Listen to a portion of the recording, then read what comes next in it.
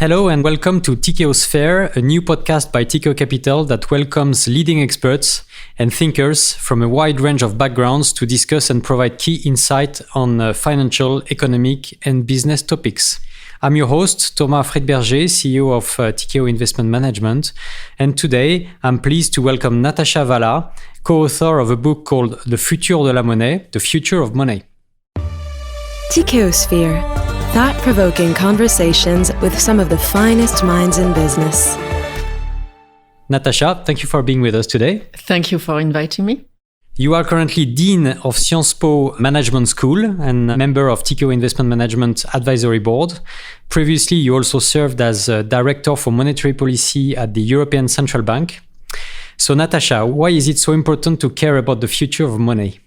Well, we've been living with money for thousands of years. Money was born when we established, institutions, the state, and the power of printing money was the power of, it's a collective good. So this form of us being together, this link between us has evolved over time. There have been wars about money. It shapes our being together. And in that sense, it does matter. It doesn't, you shouldn't ignore the fact that the change in the form of money may have an impact in the way we interact with each other. And then the second aspect, which is to me the most important, is to think about who is issuing money. We hear a lot at the moment about a lot of alternatives, technological innovations, competition between state monies and private monies. But here, really, the stake behind it is who is in charge of the stability of that money and preserving the value of what we use as money. So this calls also for the future of money, the way we use money and the functions of money. There are three basic functions of money. Which are? The money as a means of exchange is one, a store of value, and unit of account. Unit of account is maybe the most substantial dimension of money as being something owned by the state, owned by what makes a society and an economy. So the future of money will depend on whether we are able to keep all those three things together. We may or may not need to keep all those three things together, but I think the main difference for the future will we be willing collectively to keep the central bank, which is an arm of the state, meaning an arm of us being together, the guardian of this money that we use as unit of account. So on that topic, according to Morgan Stanley, 86% of all central banks globally are currently working on central bank digital currencies. Could you tell us why? Well, it's high time. I think central banks need to be living with their time. And central banks are institutions that are, in a way, fairly remote from citizens. Anything you have to do with the central bank really is intermediated by the banking sector. This functions very well. And the only direct link between the central bank and its citizens has been so far banknotes. Not even coins, banknotes. So as we move forward, as a lot of economic activity, a lot of value added is becoming digital, banknotes are not, up to be in that sphere and contribute to that, integration. So central banks have to be modern enough to make sure that they are also in this digital sphere able to connect to the citizens. So I think, to me, that's the main reason why central banks want to keep this ability to connect to citizens. Then the second dimension is a bit more, I would say, geopolitical. We have currency areas or main currencies that connect with each other through, FX markets. There's a lot of money to be made in FX markets for good reasons. The economic cycles between economic areas are not necessarily the same. The pace of economic growth is not necessarily the same. So the values of currencies fluctuate across each other. But this also comes at a cost, and that cost has to do with another dimension, which is financial stability. And something that will be enabled by digital currencies issued by central banks will be a better interconnectivity across currency areas and a better ability to address financial instability episodes, crisis. At the moment, we have very imperfect, instruments to look after that. Central banks have developed, for example, a lot of cross-currency swap lines. So the Federal Reserve will lend dollars to the ECB whenever European banks need dollars, for example, and there have been occurrences in the relatively recent past of that. But you have to set it up. You have to look for the price. You have to make sure both sides agree. If you have a system of digital currencies issued by central banks, this will be a lot more easy.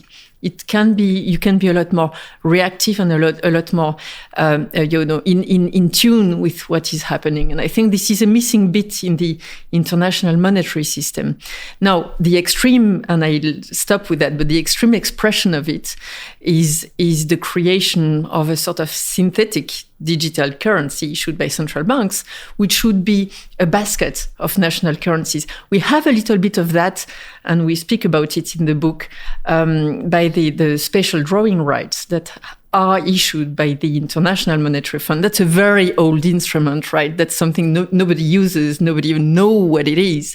But that was a very, radical expression of what a basket of currencies issued by central banks should be. And I think the digital era is going to allow it at a decent scale.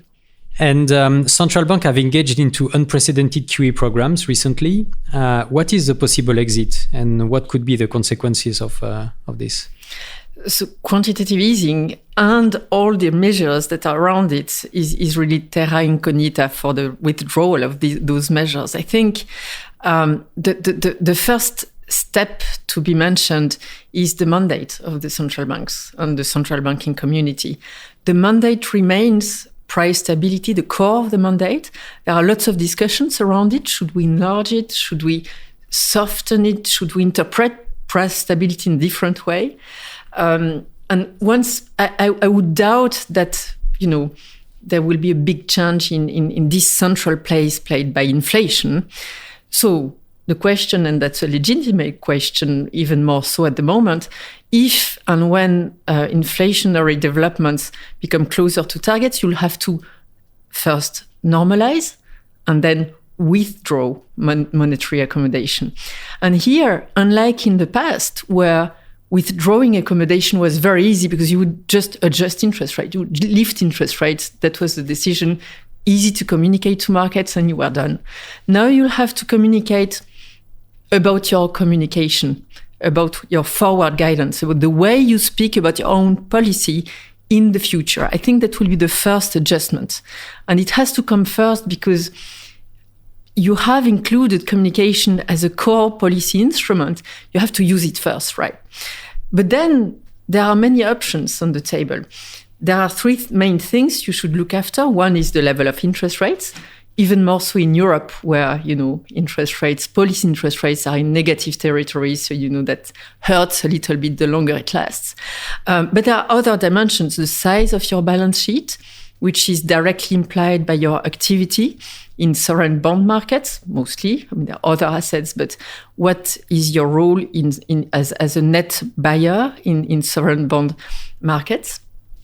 And whether at some point in the future, and I'm saying that without irony, you will be able to be a net seller of bonds in markets. And this comes with a lot of complications because you don't know whether you'll be able to keep price neutrality, to be, changing the size and the sign of your intervention without disrupting, benchmark markets in the fixed income space. And then that's the third main dimension. And mind you, I didn't mention an order between the three because I think there's no, ex ante single order in which you can go about adjusting those instruments. The third one is the way you provide liquidity to the banking sector, which is, the sector that is helping you to implement your monetary policy. And you'll have to adjust those three things. Maybe not all three of us. Maybe you'll be able to lift rates before. That's a bit controversial what I say, but I think there's reality to it. Lift rates before, reducing the size of your balance sheet. You may be able to live a very long time with large balance sheets. this is not unlikely to happen. So we will see. But I think the signal of price developments will be key in triggering adjustments, and the timing of those adjustments. I know markets have moved fairly, substantially over the past 6 months, mostly in the US and in Europe. We're still hesitating, but I think things might go, if price developments go in this direction, will go a bit faster than what we think right now. Last question, maybe: are you optimistic about the euro, the future of the euro? Well, I am. Otherwise, I would not write a book on it or on money. I think a lot of effort has been made so far at the political level. A lot of willingness in the end from citizens has been expressed. And the euro is one expression of us being together as European in the international scene. So I think the fundamentals, the basis for the euro is a legitimacy that comes from the heart of citizens. Now, you may say politicians might screw up. We are never immune to that. So I never say never, depending on who comes to power in the coming years. But at the moment, because stability in sovereign bond markets has been ensured, and I would find it difficult to find behaviors to unsettle them in a way that would endanger the stability in the euro in coming quarters. If politicians behave, part of the behavior being also being able to drive public debt levels to reasonable dynamics, then I would be optimistic, because people like being Europeans together at the end of the day. So a constructive perspective. Natasha, thank you very much for joining us today. As mentioned earlier, Natasha has recently co-authored a book called Le Futur de la Monnaie, The Future of Money.